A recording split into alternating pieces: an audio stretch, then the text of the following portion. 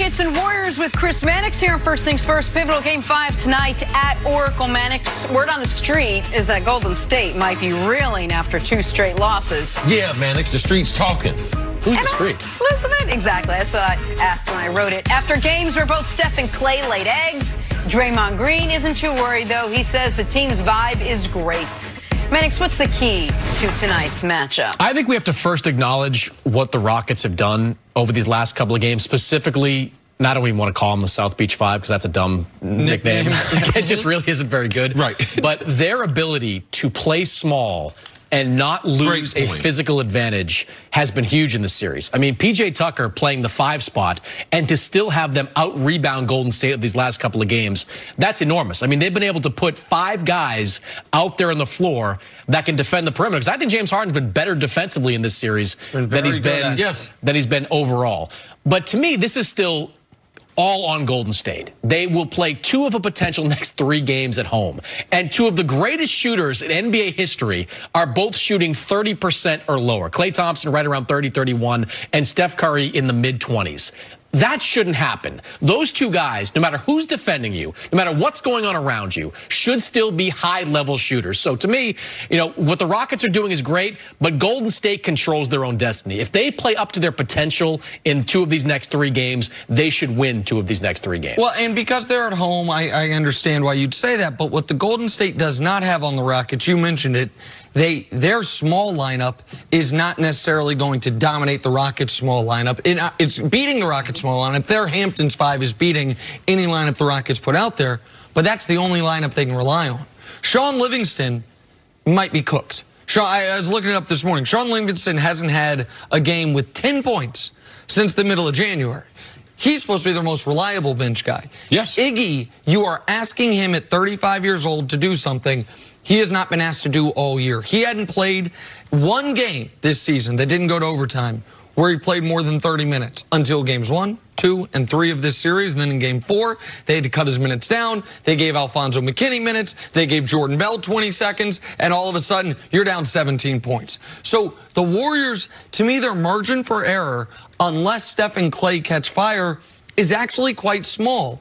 And in game 3, it felt to me like Steph and Clay were just missing open shots. It felt a lot like the end of Game 7 of the NBA Finals that they lost, where it's like, they got good shots, man, and they just missed them. Game 4, it wasn't to me about guys missing open shots.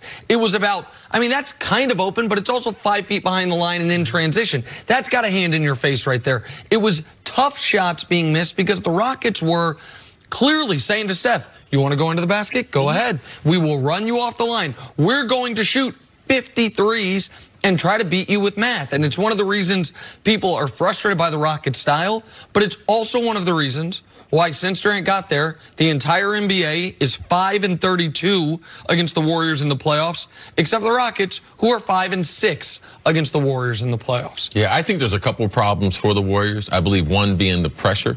There's a reason why history says it's difficult to be able to three-peat. And not only for the fact that they're just trying to three-peat, this team is not as good as the other teams. There was a sense of invincibility playing at Oracle.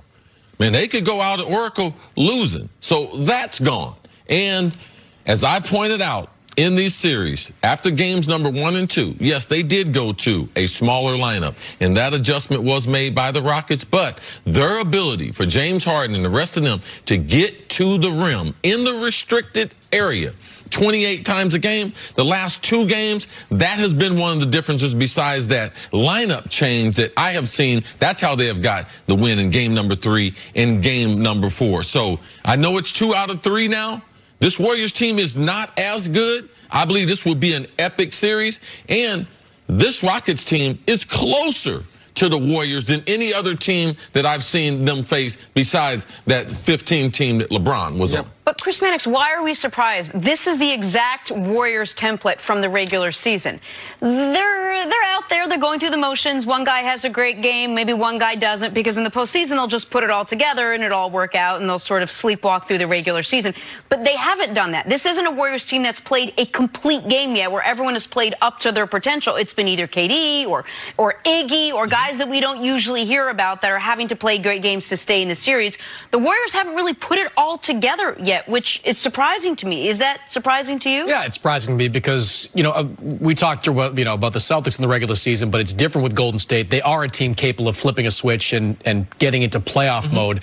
But to Nick's point, they can't rely on their depth. And this was a problem at the end of last year. The end of last year when they had some older guys, they wanted to reinvent their second unit. They wanted to bring younger guys in who could be more effective. They were certainly counting on DeMarcus Cousins being a factor with this group, but they were hoping that the McKinneys of the world, Patrick McCaw before, he wound up bailing out of there. Jordan Bell, that they would be able to step in and give them playoff minutes. They were good in the regular season. They could give you some of those minutes during the games that don't count, but you get into a tough matchup with Houston, and all of a sudden, you're going back to 36, 37 minutes for your top 4 guys out there, and they just can't do it at a high enough level. But even if those shots, I was listening to what you said before, even if those shots for Clay and Steph are tough, teams have been trying to run them off the three-point line for 3 years. Like they've been willing to take twos from those players for years. They've got to make those shots. Houston's defense is not that good that they should be missing the shots like they're missing. Well, Houston's defense might not be that good, but Houston's offense and the way they run their offense, they're making Golden State play 20 seconds of defense every possession. And when you're playing 35 to 40 minutes in the intensity of the playoffs, that's why your jump shot can be off. Even though you might say it's wide open. Those jump shots are totally different than during the regular season. So we can't just expect, hey, you know something? Steph is going to pop out of this because Steph has had bad playoff games before. Clay, he might respond to this. Both of them came into the series with injured ankles. The fatigue of what they have to do on defense, it affects your jump shots. And if Houston was able to win tonight and it'll get to, I wouldn't be that surprised at all because I see the teams closer together than most people do. Listen, game number 4. The Warriors had only 11 turnovers. They've been good on the turnovers, and they're 8 and 11 in the last 2. KD and Steph both popped for 30.